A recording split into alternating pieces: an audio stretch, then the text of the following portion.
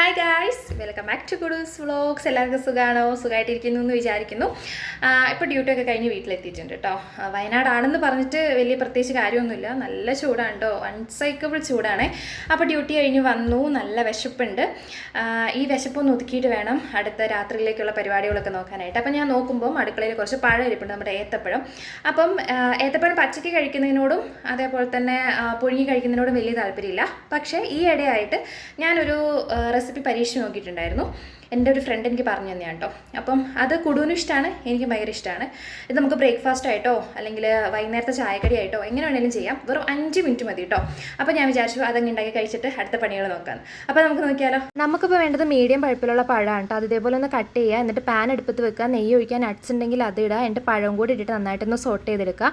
വേണമെങ്കിൽ 2 മുട്ടയും കൂടെ പൊട്ടിച്ചൊഴിക്കുക കേട്ടോ, കുറച്ചും കൂടി ടേസ്റ്റ് ആയിരിക്കും. നമ്മുടെ സംഭവം റെഡി ആയിട്ടുണ്ട്. എല്ലാവരും ട്രൈ ചെയ്ത് നോക്കുക. അടുത്ത വീഡിയോ കാണാം. ടാറ്റാ.